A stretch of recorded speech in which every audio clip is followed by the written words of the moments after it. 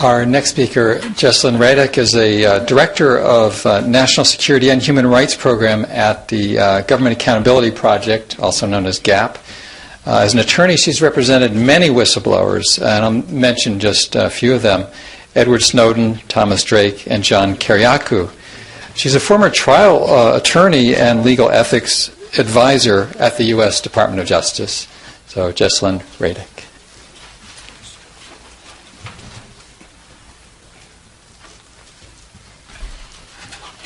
I'm also a whistleblower myself, which led me to this career choice of representing whistleblowers, which for me used to mean representing people who had blown the whistle on fraud, waste, abuse, or other illegality, and had suffered workplace retaliation, including demotions, transfers to meaningless positions, maybe losing their security clearance, or at worst, being fired.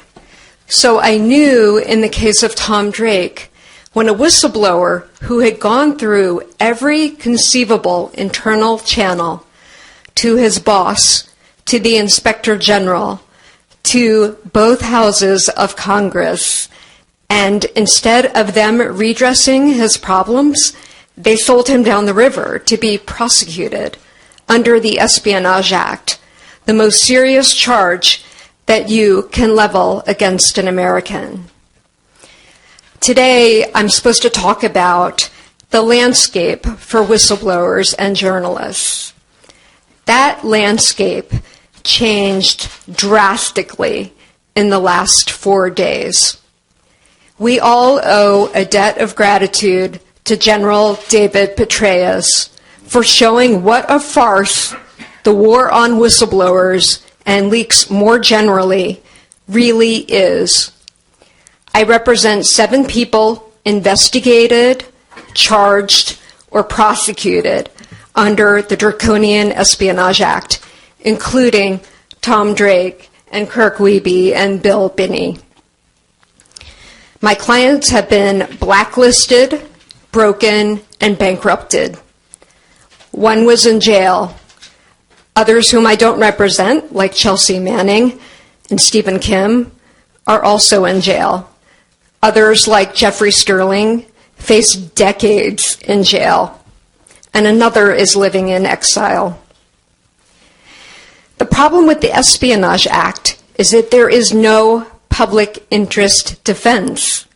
It doesn't matter whether you disclosed information to our enemies for profit or whether you disclosed it to journalists to write about and to give back to the American people so they know what's being done in their name with their taxpayer dollars. Espionage Act prosecutions occur largely in secret and have been brutal. It's been used to go after whistleblowers and hacktivists and journalists.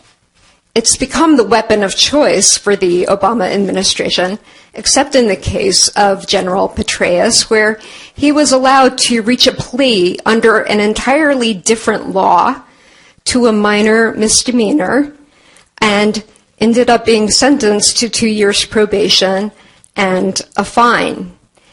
I actually think that that is a more appropriate result for people accused of unauthorized disclosures or leaks to the media.